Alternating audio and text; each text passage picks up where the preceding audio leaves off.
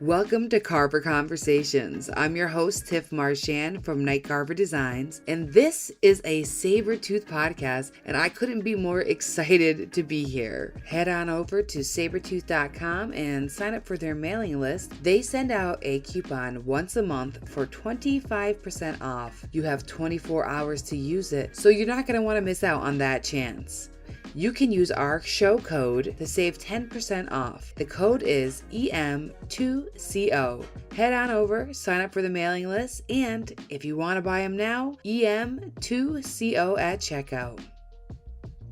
Welcome to the show. Today we have Katie Freeman from Freeman Furnishings. Katie is an awesome power carver. She specializes in organic shapes. She adds a lot of color to her pieces and, of course, lots of texture. She has her own podcast called Crafting a Revolution, so go check that out. And if you want to know about her history, she actually had an interview with me on my past podcast called Behind the Maker Podcast. So check that out after this if you want to find out more about Katie. Let's get on to our interview about a little bit of everything with her. It's kind of fun. We got to catch up, so I hope you enjoy it.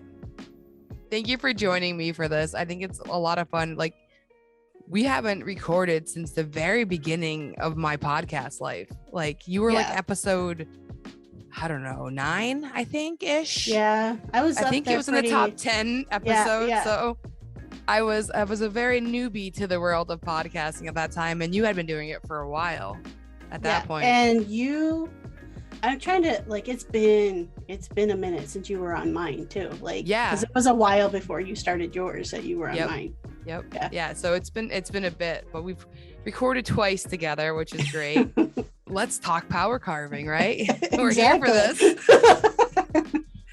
Exactly.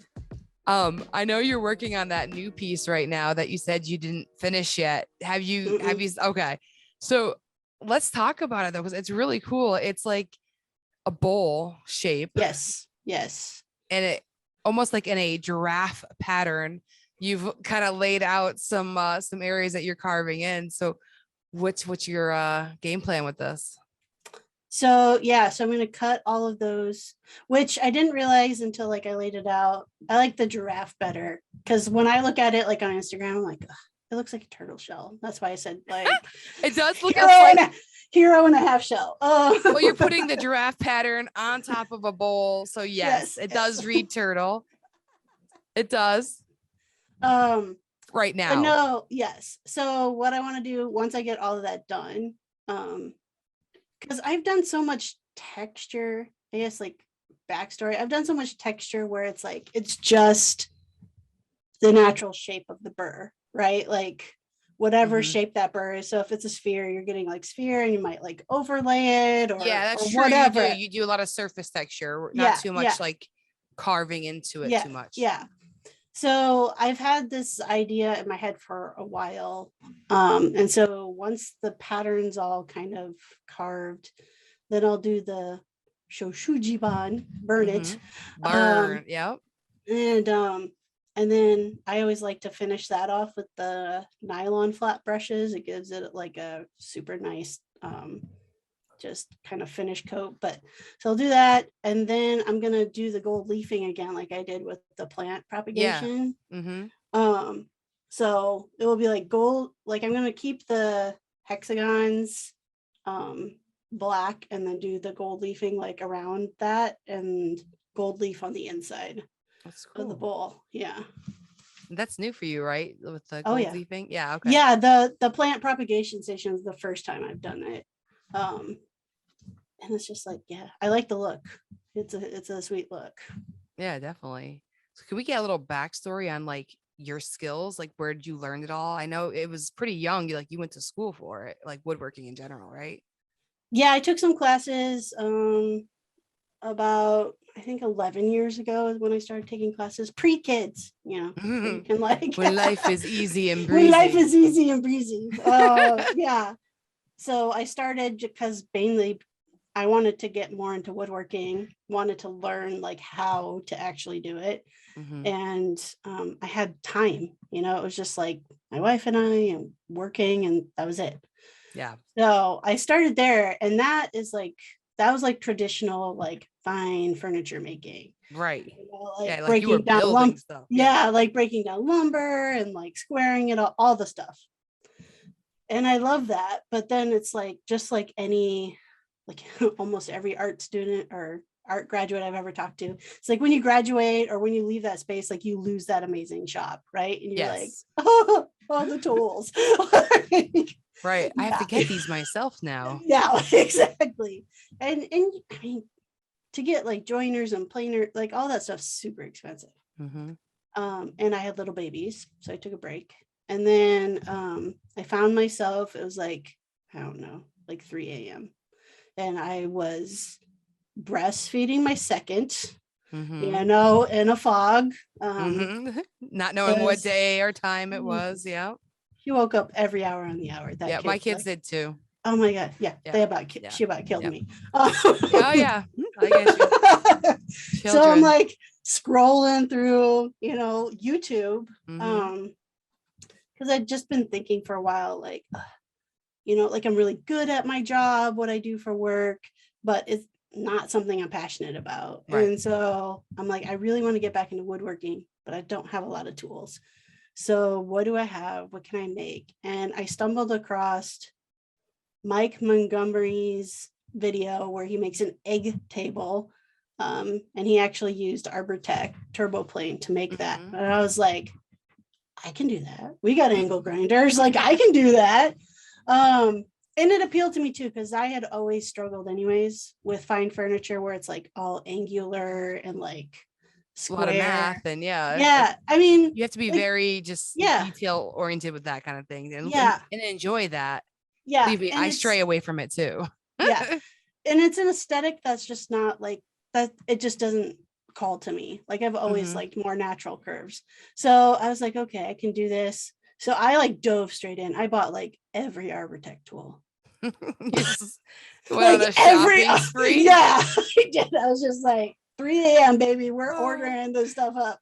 Kind of similar to your story. I would say this is so my story right here with the I had a brief moment without my children in a car. And I ended up buying like a router and a ton of bits and learned how to like router carve. Like, yes, that's hilarious. Kids drive you to do something that you really want to do, though. They bleed that passion right out of you. So I did that, and I carved my first like sculpted table. I still have it in my living room, and it's not. I mean, it didn't turn out exactly as I planned, but it was just the fact that it's like, oh, I can do this, right? Yeah. Like, and so at the time, which is really funny because that was probably about 6 years ago. So at the time there were like Mike Montgomery's power carving video was the only one I could find. And so I was like trying to dive in on that stuff more. And I just was struggling. And then I think I found Cecilia, maybe. I think I might have found Cecilia and saw her work. Yeah, saw her work with burrs, and I found Ellen Little Bear Furniture and saw her work. She was doing like King Arthur stuff, and so that's where I learned about like the carbide tools, like the discs and all that stuff. Right. You know, and so I was like, oh, that looks a little safer because Arbortech has thrown a few pieces of wood into me. So it's like, scary if you hit the grain the wrong way. I have a turbo plane myself, and it just kind of sits there. Yes. And it stays on the shelf. Yes. Yeah, it definitely could have seriously injured me a couple of times. So I went the carbide route, and then kind of, just found this whole community of like women carvers, which I've like been loving. And there's a ton of us out there. Yeah. And now that I'm like running Sabretooth's page, there's a lot of cool chainsaw carvers too out there that are ladies. And it's just like, there's one like chainsaws by Jenna, and just like I every time I see it scroll by, she just has so much energy. And she's making like things that I like Ghostbusters, you know, you like make that kind of stuff. And I'm just like, what are we carving today? Like, so it's exciting to see everybody out there. Yeah. And I think it's taken off I mean, I think you probably would agree. Like, I feel like the last couple of years, it's really taken off with women. Like, Yeah. especially with like die grinders or the smaller rotary tools and burrs of like, it's easy. just, There's no barrier to entry. It's a No. lot safer than other things that you could be doing. And it's artistic. Like, I was talking to Eric Curtis on Monday, and we were like, just talking about like, cause he builds fine furniture with all the angles and stuff, but then he takes like a moment and he always adds a little bit of carved texture or like movement into his pieces. And it's just like, he needs it now. Like that moment of just like, you know, and you just let loose at whatever it becomes, it becomes. Yep. Yeah. Yeah. And it's been like, that part has been a journey for me too. Like, I remember at first, like, having a piece of wood and thinking like, okay, what could this be? Right. Like, and really trying to just, I can't even tell you how many pieces landed in the fire pit just because it was like, no. But now it's like a refined eye. So it's like, I'm driving by, see a pile of wood. I'm like, oh, that one is like good right there. How do you know which one is good? Because like, I see lumber on the side of the road that for trees that just got cut down all the time. And I'm just like, how do I know which ones to get? So what are your tips and tricks? You got any goodies? Well, usually first it's about if I can tell what the species is. So I definitely like am drawn to, like, I started out loving walnut pre-carving. Since I started carving, I love maple. Because you just get you can get some really cool grains, some spalting, all that cool stuff. I do agree. Yeah. I have some nice maple. Yeah. So that's usually the first thing is like, can I tell what species it is? And then I'm always just looking for like the funky whatever. Does it have a big knob on it? Does it have like a big, like cut out crotch piece from some animal doing stuff? Yeah. You're already, like you said, you're looking for something very organic. Like that's what attracts you. Okay. Yeah, definitely. And then, I mean, obviously too, some of it's just like, well, I'm not going to turn down free wood if it like shows up. Have you ever shown like your collection that you have brewing? Like, do you share any? I should. Snippets. I should. I have before. So like my shop's at home now, but for a long time I rented like somebody else's 2-car garage, and that was my shop space.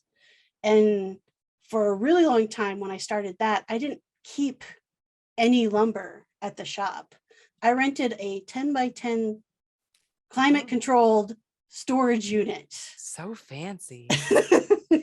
Well, part of it was like, because it was all fresh cut stuff. So I'm like, I want it to dry, and I want it to dry in a controlled manner, not just like sitting outside. I was going to say, you don't have to worry about it. You just set it and forget it. Yeah, exactly. So like, I did show that a few times on Instagram, like, just like, okay. Cause I mean, that just continued to grow. Like that pile it was not fun to move. I will put it that way.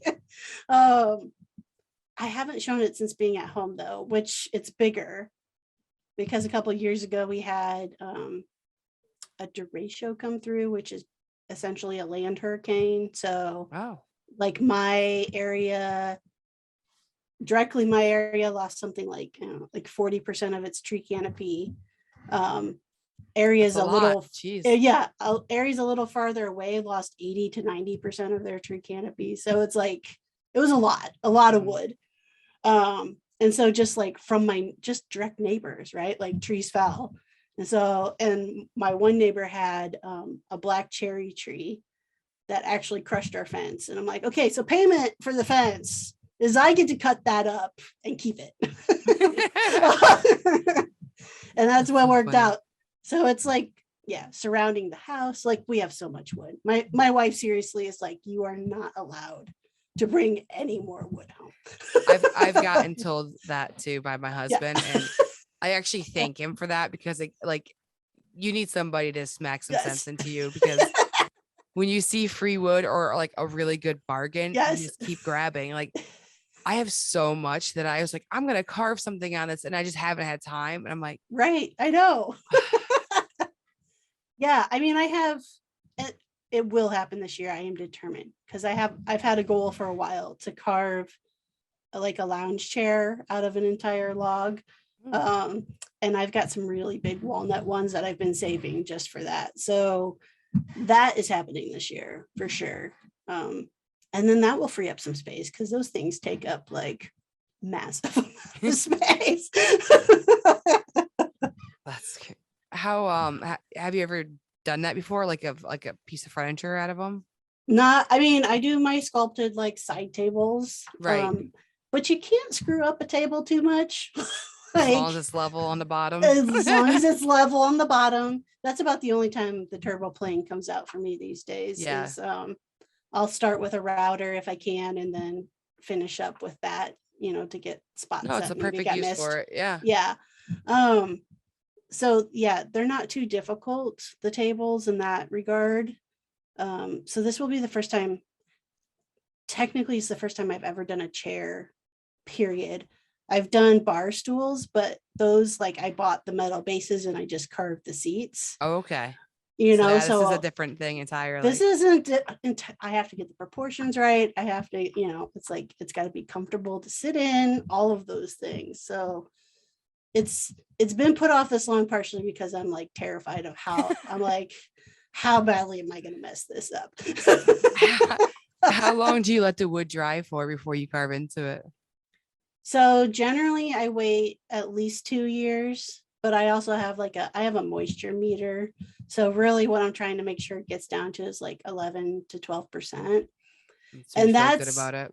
Yeah. And that's a hard judgment. I actually reached out, Caleb, I want to say his name's Woodward. He hand carves all of his, but he does basically the same thing out of logs, making tables, stuff like that, other furniture. So I reached out to him to ask that question, just to get an idea, because I'm like, I don't even know where to like start. Yeah. Because they say it's like a year per inch. I'm like, this thing's like 4 feet tall. Like, I don't have 48 years to wait to carve this I know thing. like Vic from the Stump Shop waits like I think he said like 3-ish years on his, and he like marks them. He has like a whole system. He rotates them. Like, it's a lot of work to do that, but it's cool. I always want to. I actually had like some stumps drying out, and I just never got around to it. They ended up like, just going gross after a while. Yeah. They rot away. So I missed that opportunity on some like apple wood that we had. But yeah, I never know. Like, I'm like, I really need to like, again, but where do you put it? Where do you put it all? Like, to dry it? I mean, right now, the stuff that is ready to carve is in the shop, like inside my shop space. But like that cherry is all outside. And so like when the weather's nice, like it is now, like my wife and I have to spend time like rotating it and moving it and making sure like it's not on end for too long, that it's on its side, all that stuff. Like, aren't our partners so nice to help us with these tasks? It is. And she has not nearly benefited as much as she should from like furniture pieces and stuff. Yeah. Same with my husband. I really need to make him a technodrome soon, because he's been asking for it for 3 years. And I think it has to be a Father's Day gift. I think it's just going to have to happen. Yes. All right. But I do want to know, with the Popular Woodworking, I know, like you reached out to them and you let them know who you were and stuff like that. Did you have the project already made when you reached out to them? Or was it like, so that would have been so much better. So you pitched them an idea, then you executed it for them. Correct. Yeah. So I pitched them, like, and I did my homework before I like reached out to them, besides the fact that it's like they were, standing up for stuff that I believe in. Besides that, like I had searched and scoured all of their online stuff, which they put I think they put almost everything that they print eventually lands like online as an article to search. So I searched power carving, and all kinds of different words for it, like just to make sure I was covering all my bases. Yeah, that makes sense. And all they had was a tiny little article from the Wood Whisperer, like just about die grinder, and it didn't cover texture, didn't cover anything like that. It was just, it was like super simple. And so I was like, okay, I think that's my opportunity to pitch something that like I feel like is becoming popular, and there's nothing about that. And so I pitched them about the table, about doing the sculpted table.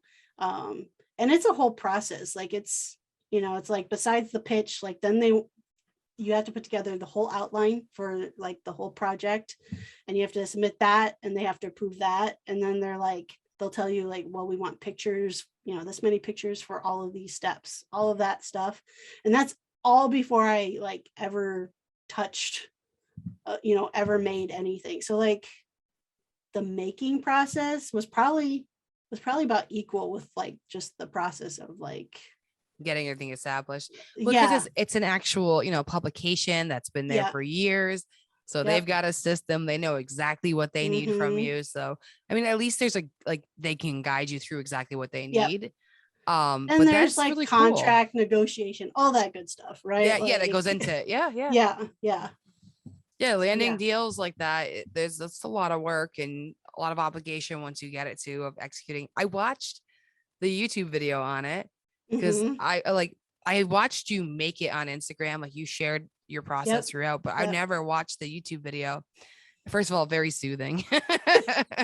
I totally have to thank Ashley Minnie did the editing work on that one. Oh, nice. For me. Yeah. So I have to thank her because YouTube's a whole other beast. But anyways, I agree. Very soothing. No, she did a really good job on it. Yeah. And you did the process. It was really fun to watch all the tools that you use for it. Because like it was quite a variety of tools. Like to hog out that entire log, and then you started cutting into it, and then you dimpled it in texture, with your burrs. So like it was interesting to see, because you have a lot of fun different tools that you use. Like you use the arch tool that you have, so that way you can get in deep. And then that was the first time I got to use the extension. The extender. I mean, it was an ash log.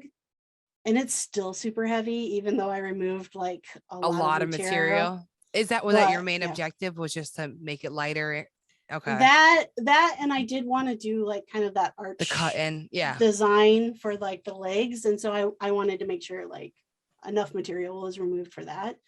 But a lot of it was the reason I went so deep with it, way deeper than I needed to for the cutouts, was to try to remove weight from that. Because I was gonna say you could have achieved it all with your burrs and your wheel, but you went like what, a foot and a half deep in there.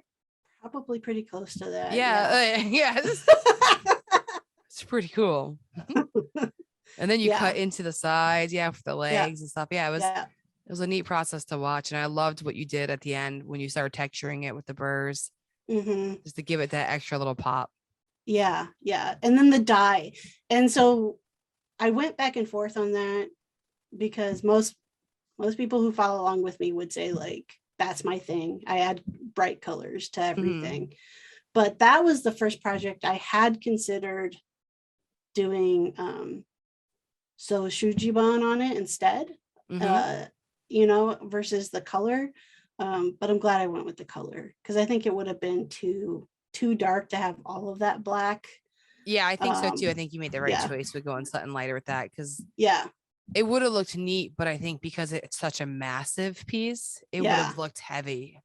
Yes, you know what I mean? Exactly. Like brightening it up like you did with that blue and the green and stuff like that give it a lightness to it. It made it feel kind of like something that you would find like kind of nautical with the coloring too, and that's definitely where I was going with it. Like I would say it was like an ocean type inspired piece for sure. That's cool. You have a lot of organic shapes now that you said that to me. I noticed it. I've been following you for a really long time, but I guess I've never put it together, like the shapes of everything that you do, because you called it out, and now I'm just like, So it's kind of like a complete freedom from what you were doing before. Like, I mean, that's and that is honestly one of the things I love about it, besides, and I tell this to people all the time too, like, besides the fact that if I mess it up, nobody else knows. Like, nobody else knows but me that is like not the shape I was, what your intentions were. Yeah. And you've used an angle grinder with the my big favorite's wheels, right? the 4-inch wheel. Is it? On my grinder? Oh yeah, my big angle grinder is definitely my favorite. Although I do love those little ones because then I can start getting like really precise and like that. I feel like those are more relaxing. Yeah. And the big ones, obviously, you're making a lot of mess, but I tend to get a lot of requests for that curved edge on my pieces. And though I can do it with the 2-inch, it's going to be a different shape than it would be if I did it with the 4. Because if I'm leaving like bigger gaps in the material with that, if I was using a small one, it'd be like little bumps. And yours are predominantly pine? Are you using? Mm-hmm. Yeah. So I think that probably makes a difference too. Like, it doesn't bother me if I'm the 4-inch wheel, if I'm carving something like a pine or a softer wood. But like that ash wood, oh my God. Like if I had tried to hollow that out with just that, like I wouldn't be able to use my forearm anymore.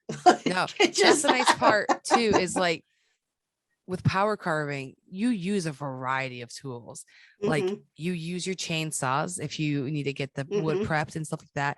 Then you might go in with like a multi-cutter like you have. But like in the end, you end up with the burrs to get all those fine details. So like it's like a level thing. It's everybody uses such a variety of tools to get there. Like maybe it's a jigsaw because you're trying to do a flat piece, but there's always a few mechanisms and tools that work together with power carving. Yeah, absolutely. I think it's nice. Yeah, definitely. Yeah, like when I do that lounge chair, I'll be starting with a chainsaw. Like for sure. Yeah, and then you're gonna work your way to a smaller and smaller tool to fine tooth it. Yeah. And that's basically how I laid it out in the popular woodworking article too, was like exactly that. Like start with your biggest thing, scariest thing, down to like your like smallest, easiest thing. Yeah. No, seriously, like when you get like the 1/8 inch burrs and you get to just relax and have fun. Like when I carved that pumpkin. Like, oh yeah, he's behind me there. That pumpkin there. Yeah. That was like so fun to just sit there with some small and a rotary tool. Like, I'm not used to that. I'm used to the big angle grinder, you know? So I was like, I could definitely see that in the future again. Did your clothes get dyed orange? Oh no, you did it with wood. You didn't do that. Yeah, I did wood and then I did unicorn spit. No, wait, no, not on that one. That's a different one. Okay. Unicorn spit is very fun. Have you ever tried it? I have not, and I should, because I've heard about it for years now, so I need to try it. Come on. It's all about colors and rainbow. Exactly. Come on, Katie. Jeez. Their colors are super vibrant. I did glow in the dark paint on that one though. Oh, nice. That's right. Yeah. I remember that afterwards. I did was glow in the dark paint, so that way when black light would hit it, it would be very vibrant and crazy. But yeah, that thing was so fun. And that was just a chunk of wood. Again, that I got, I think actually a guy I was buying some reclaimed lumber from threw it in as a special to get me back. He goes, oh, I also have these chunks of wood. Like, like it's so funny, like the things that people do to entice the woodworker to come back. Just for you, I've got this extra log that I've been saving because I know you'll do something cool with it and then you'll come back and get more, Well, I mean, a lot of times, like I've worked with a series of tree services in my local area. That's where I source most of my wood. And so I used to always call it like, and it still is like my playground, because like each tree service has like their dumping spot of like the logs, right? And so it's like I just show up there and I'm just like, oh, what can we find? And usually they just charge a fee for like cutting off the bit that you want. But I've had the same thing where they'll be like, well, those pieces over there that we can't like really do anything with, we can't mulch it, we can't like, sell it to the smokehouses, whatever. Like you can come by anytime and just pick from that whatever you want. I'm like, oh yes, I will. Until my wife tells me to stop. Exactly. I'll be here. That's so funny. Exactly. Well, Cecilia always says she has like a wood guy, like my wood guy, you know, he's Exactly. like, because I know she works with somebody too, like that will again save this just for you. I saw this log and I knew. Well, I've made friends with a guy who's kind of just gotten started in the sawyer business. And so I've come home where, there's just like a present left on my front porch by him. And I was like, oh, I love this. Like, yeah, was like the best people ever. will message me, hey, I'm cutting down a tree. And I'm like, oh, I want to. But I've been like trying to be so good about I had to pass up on some stuff recently and I'm just like, I should have went. I regret it fully now. Yes. Because I've never carved like simple things like a spoon or a bowl. Like, and I'm like, I kind of just have like the inkling to do it, but I have some hardwoods that I can use, but. So, I've done obviously like a crap ton of bowls, but I hadn't power carved my first spoon until recently. And I want to do more because it's like, I didn't get it quite dialed in just right, but it's interesting to try to take things smaller after you've been working on things like that are big. Yeah. Like my signs are usually like 2 foot by 4 foot or something. So like I'm used to busting out the 4-inch and here I go. Yeah, it presents a whole different thing. So like with the spoon, I did it all with the die grinder and then the rotary tool and burrs, like all of it. Mm-hmm. So it was kind of fun just to like experiment with that of like, okay, how small can I go? Like, you'll watch in a couple of years, you'll find me in like the miniature business of like making things like People do. I know. There's one guy who carves dinosaurs all day. Papasaurus. I love that. It's going to be hard to not just share his stuff to the Sabretooth page every day. Because I think it's just so fun that he just carves dinosaurs all day. Like life. So have you tried yet to do a pumpkin, like a real one? I did that for the first time this year. I haven't. I wanted to with the power carving tools specifically. So I used the rotary and like all my Sabretooth 1/8 burrs. And I made where it's like you don't go all the way through, you just kind of like just layer cut it. The skin off and yeah. So I did Pokemon Eevee for my son. I know who Eevee is. And that one came out really good. I was actually really impressed with myself on that one. But then for my daughter, I had to do Sophia the First is who she picked. That one was a little harder. Like, that one didn't come out quite as well, but it was still fun to try. But I literally I can't wear those pants unless I'm in the shop now because they're orange because of all and I had all safety glasses on and I took them off and it was just like orange goo all around. Yeah. I had Danny Kissel on the show a couple episodes ago, and he does pumpkin carving professionally, and he uses Sabretooth for a lot of stuff, but he did mention it's easier with the hand tools for the pumpkins because of the mess as you just mentioned, the spray zones for sure. He's like, Sabretooth is perfect for every other medium, but pumpkin is challenging. It gets messy.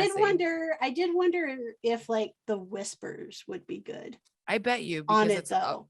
We should try. I've got them. I know. I don't have any yet. I need to get some. Are you coming to Makers Camp? I was planning on it, but then grad school came, so I can't. That's tough. Yeah, no. I was gonna say we'll get a pumpkin. Let's do it. I've got the whisper grits. Let's go. Well, being that it's Makers Camp, I feel and y'all burned a dinosaur, giant dinosaur dragon last year. Yeah. I feel like you need to get one of those blue ribbon pumpkins that are what they give to elephants, the size of a person. Yeah, huge. That would be fun. Yeah. I'd take a bird of that for sure. Yes. I think it's easy. I can handle that. No, I think that'd be a lot of fun. No, Sadie and I are we still have to like reconnect and figure out what we're gonna carve there because we're super excited. But man, it is hard to plan things in life right now. So it's like one day at a time, one day at a time. Yes. But we want to go big. It was hard to plan the demo for Workbench Con, like for reals, because I was like, oh, I think I want to do this more like a turning demo where they're actually like turning something, like making something in real time. And so that's why I came with the two different projects. I think what you brought was perfect. Yeah.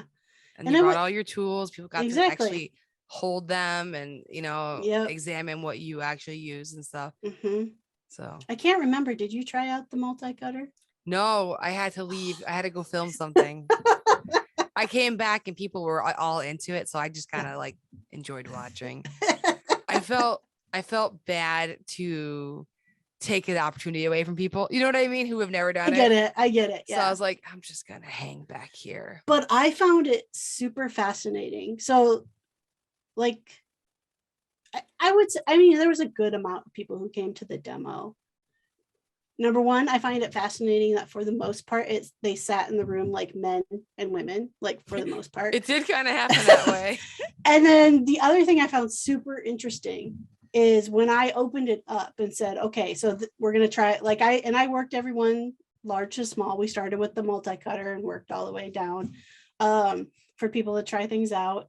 And all the women came up and tried it out first. And like only one of the guys tried out any of the tools. The young kid, right? Yeah. And so I was so cute. He was like ready for it. Yes. Ready for it. I was like, you want a car? He's like, but I just found it totally interesting. Like, wasn't like intentional or planned. I believe I heard them saying they had experience already and they came for the young guy. Gotcha. Yeah, okay. They're like, let's introduce you the right way. Let's go see a live demo. Yeah, I believe that's what they were saying beforehand. Because you know me, I never shut up and I was talking away to the crowd. But yeah, it was cool, like just to watch. And especially some of the, like I knew, I think I knew all of the women who were in there, and some of the guys too, but like there were a couple of the women who I have personally talked to that have bought power carving tools and have not used them yet because they have been scared to use them. And so they came up, to get that experience with you. That's really cool.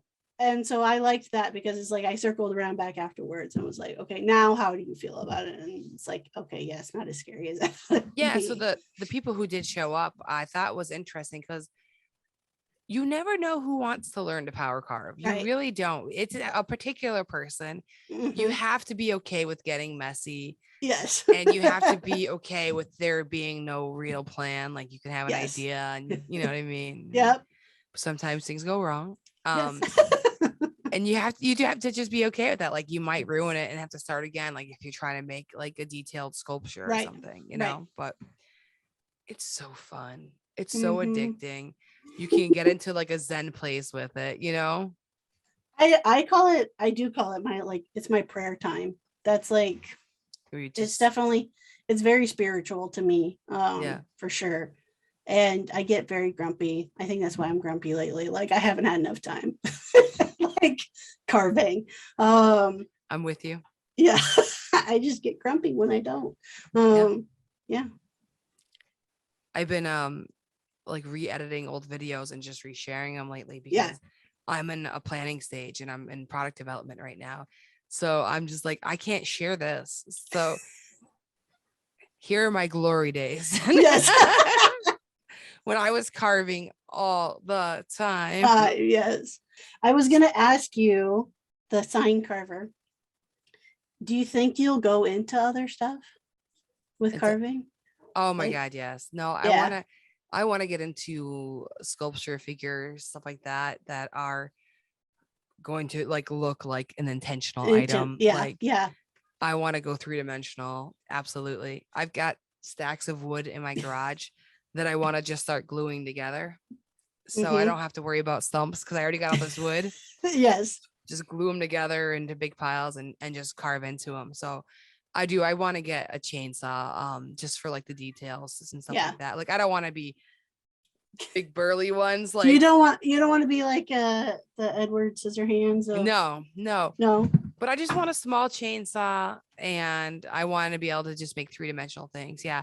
Once I am like, I think fully established with what I'm trying to do, because like, working your way out of a day job and having that financial stability, I decided to go with the product line as what's going to be the main source. But I am going to be making time. I actually was planning. So like while the laser is going, I plan on carving outside that area. Like, it'll be smelly, obviously. Yeah. I'll stand to the side, but I plan on carving back there. To kind of like do 2 things at once when I can. But I plan on doing a lot more power carving. So soon, like in a matter of a few weeks, I'll be getting a CNC, which I'm like super stoked about. Yes. Which one? The Avid. Oh, you fancy. I know. I'm getting the big like 5x5 one. Oh, you went big. Okay. Yeah. So my intent is so that I can also like grow furniture lines and stuff. But one of the reasons I've been so excited about it is because like you talked about, you have the stack of wood that you can glue together and carve. Like I've never carved that. I carved one thing, but it was still pretty rough lumber that I was like stacking. Yeah. And so like, I'm excited to be able to start from something that's closer to the net shape, the end result, and carve from there, and making it easier to like, well, I'm going to get the same shape every time because it's on the CNC. Yeah. So I'm pretty stoked about that.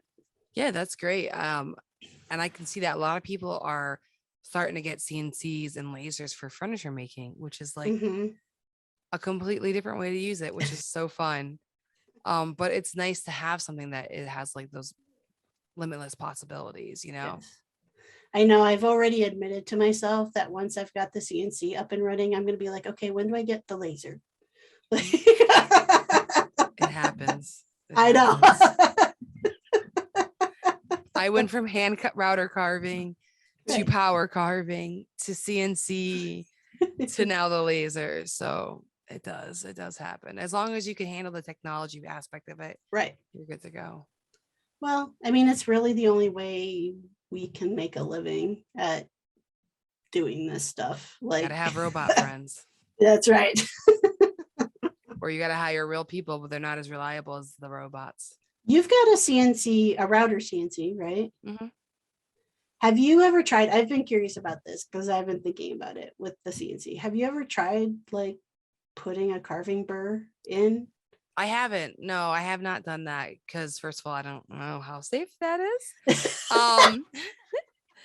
But I am such a V-bit person. I just love using my V-bits. Gotcha. So yeah. Okay. They have bowl carving bits that are circular if you're trying to get that same shape as like a rounded burr. But yeah, I would ask others, and even Jody at Sabretooth, like maybe you can ask her, has anyone actually done this? Because she'll probably know, because I'm sure people tell her all the kinds of things they try their stuff with, She'll probably be like, no, you cannot do that. That's a lawsuit waiting. Yeah. Well, yeah, that's what I mean, like safety wise. Yes. I don't know how safe that would be for you.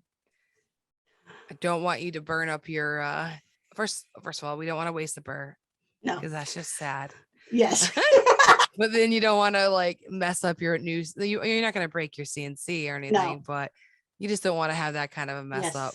And then you're like, correct. The router or the spindle on it is like kinked or something. And then you've got to like adjust it on your first car. Yeah, no, not happening.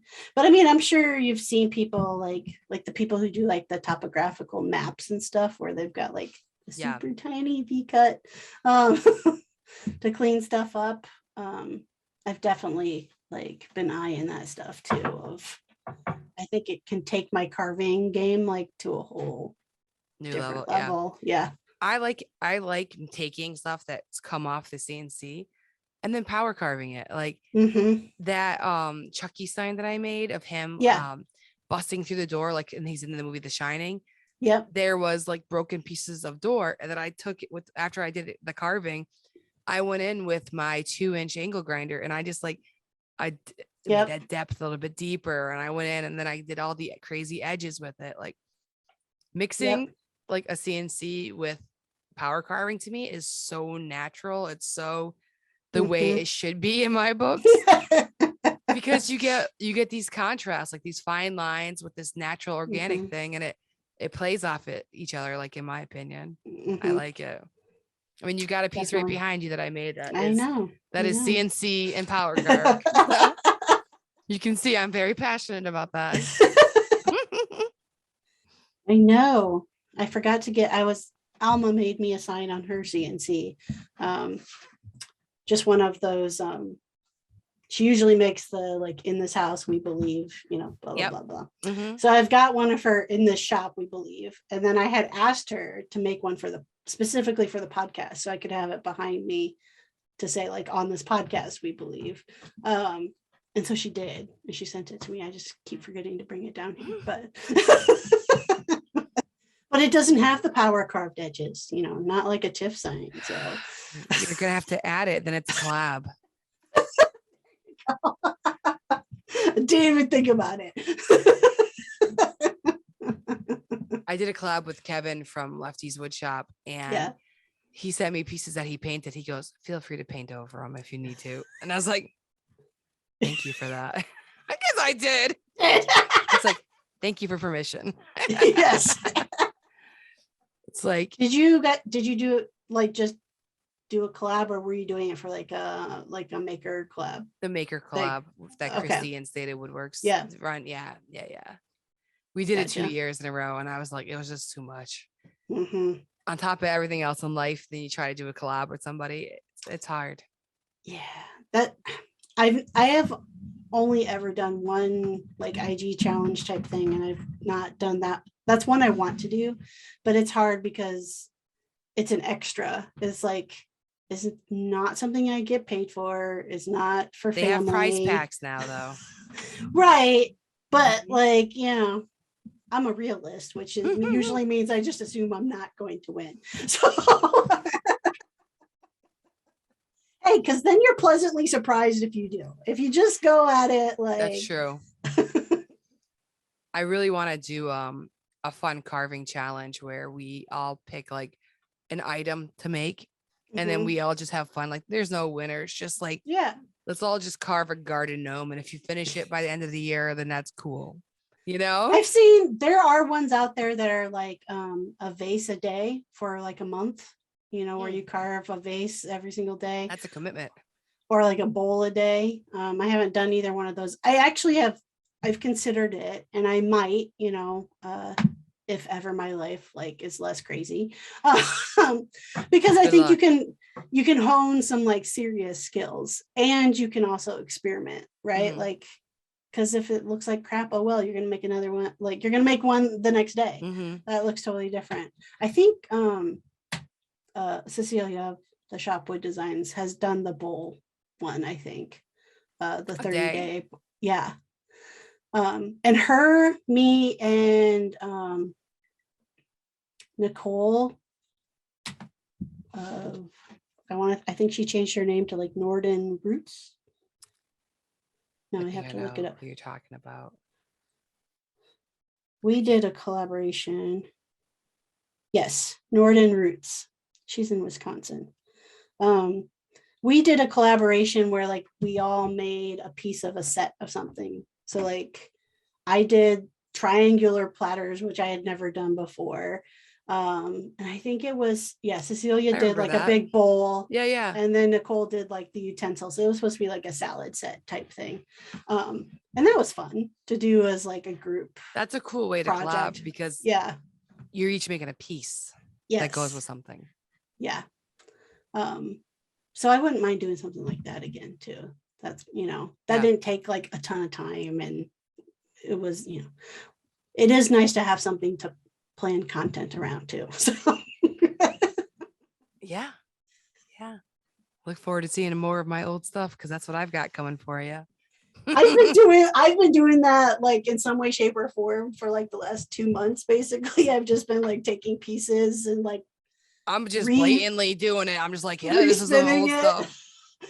But because I haven't had much shop time, and now I'm just like, forget it. You guys aren't even gonna get like make believe shop time anymore. I'm just gonna be like, I have no shop time. I keep going, how much like me in front of a mic can I show? You know? Before people stop clicking on it, like, oh, it's just a talking head again. I gotta say, I love it though. I love having like this Sabretooth podcast and getting to hang out with people that I would never hang out with, which has been really cool. Like Eric Curtis, I don't usually talk to him. I've been admiring him for years. Right. But like he's somebody who does it so perfectly and well. You feel like there's nothing to add besides right. Wow, you know, or that's beautiful. Like, right. So I've never like interacted with him. And I sat down with him on Monday for an hour and it was like, this is refreshing. I had no idea who you would be. So it was like, it was a fun surprise. Danny Kissel. No, never talked to him before. I did see him on TV though. I did watch all the episodes that he was in and I didn't know I'd ever meet him, which is really cool. But I was like, it's neat. Did you watch Making Fun? I did watch a few episodes. Yeah, they did. They did let the big man get a few some carving stuff in there. Oh, did he? Yeah. The Paul big Jackman. Man. Paul Jackman. Yeah. But he uses all Arbor Tag. Yeah. Like the first time there was any power carving on the show, it was actually DeResta. And I was like, really? Come on. You've got a guy here who does it all the time. And DeResta's going to do it. But, you know. DeResta does everything, though. This is true. It makes sense still. Yes. Yes. I watched it with my kids mainly just so I could be like, I know those people. Like it makes me look cool if I know people who are on TV. Yeah. I went to a Hammerin. I don't know if you know about the Hammerin. It's at the Maker Camp as well. Okay. It's like a blacksmithing event they do. Oh. So I went to it last year and I had no interest in learning blacksmithing. My husband was curious, so we went and we stayed, whatever. I brought like a Jurassic Park carved piece that I had and I was painting it and Jimmy DeResta was just like hanging out watching me paint. I'm like, this was a weird, surreal moment. Just hanging out, painting in front of Jimmy. Just like, hey, what's up? And he's asking me questions about the piece, you know? I was just like, this life is cool. Thank you so much for listening. I hope you enjoyed getting to know Katie. Make sure that you subscribe so you're notified the next time an episode drops, and share our podcast to your Instagram if you want to help us get the word out. We would really appreciate it. We're trying to grow the show and continue on our fun journey interviewing other makers that we love. So we want to talk about some awesome events that are happening. We highlighted them last week, but want to highlight them again because they're getting closer and closer. So we have the Sawdust Fest at Miller's Rustic Sawmill. That's in Missouri on June 18th. Then there is the AAW Symposium, MDI Wood Carver Supply. It is a wood turning symposium and it's in Chattanooga, Tennessee. And it's going from June 23rd to 26th. And there's actually going to be 2 representatives there. So we're going to have an MDI distributor. His name is Wayne, and he's going to have the full product line. And then at Airbrushing Wood, you can see Joe. He's going to have an array of the 2-inch wheels. So go check him out if you're close to either Tennessee or Missouri. All right. If you know of an event, let us know. Otherwise, have a great day and keep carving.